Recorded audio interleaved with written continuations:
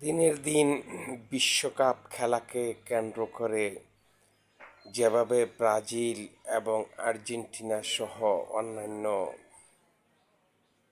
দলের পক্ষ হয়ে সমর্থকবৃন্দ যে উন্মাদনা শুরু করেছে, আমি দেখতেছি যে বাংলাদেশে তাদের আমাদের গরিব দুঃখী অথবা বাংলাদেশের উন্নয়ন প্রকল্পে এরকম কোনো চিন্তা চেতনা নাই। কখন যে কোন অঘটন ঘটে যায় আমাদের সমর্থকদের মাঝে, এটাই আজকের ভাবার বিষয়। আরে খেলা একটা ফুটবল, একটা বিনোদন। এই বিনোদনকে কেন্দ্র করে যে যার সমর্থন থাকতে পারে, এখানে উত্তেজনা কেন?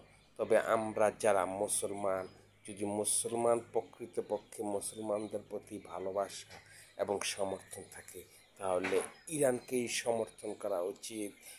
বলেন ইরান জিন্দাবাদ।